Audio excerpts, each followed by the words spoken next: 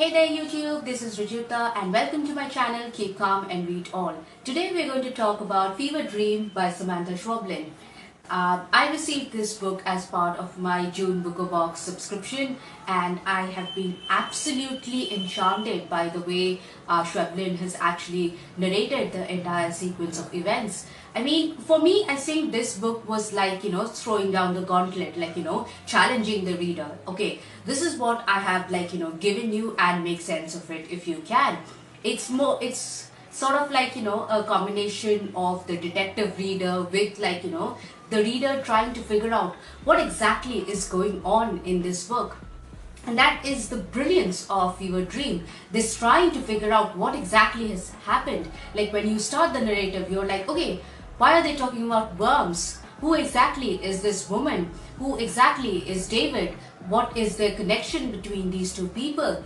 And then slowly when the narrative begins, slowly when the narrative moves on, you're like, okay, something really bad has happened and this woman is not being able to understand, or she doesn't remember, or she is trying not to remember all of these events. And that, I think, is the beauty of this book.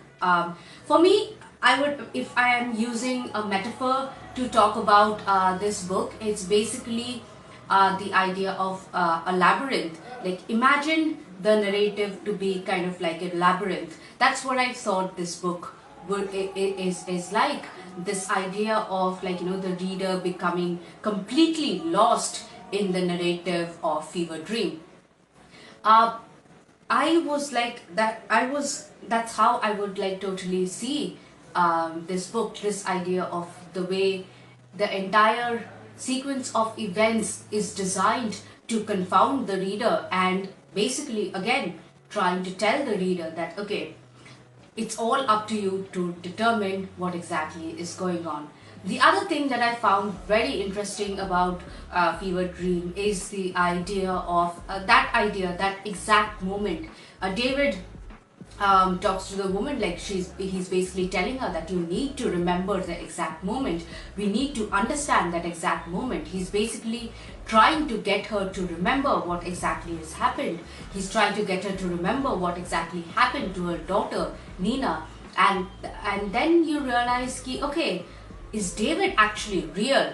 Is what she's having, is she really having this conversation in real life, or is this a figment of her imagination? Again, like we do this idea of, like, the exact moment, them trying to remember the exact moment, and you're like, okay, what exactly is this? And of course, please read to find out if they actually discover the exact moment or not.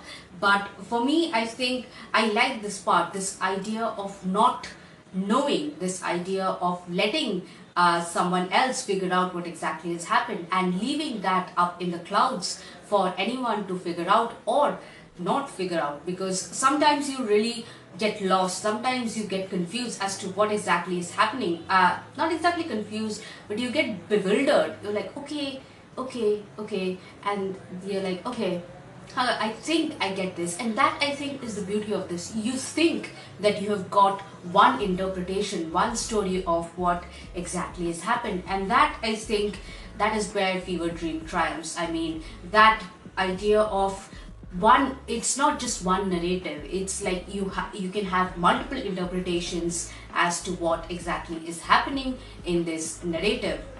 And that is why I think, like, please give Fever Dream a try. It's very fast paced, so you can get it done in like 4 to 5 hours. I mean, it took me a little less than that, and then you realize, and really, like, the narrative absolutely enthralls you. I think that's the word. I really like the wordplay that happens, like, the way the authors experiment with narratives, and that, I think, is what Scweblin has done over here, and that, I think, is what you should find out for yourself.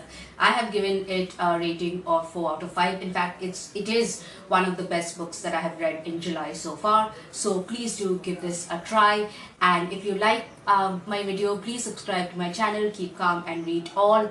So yeah, thanks for watching. See ya.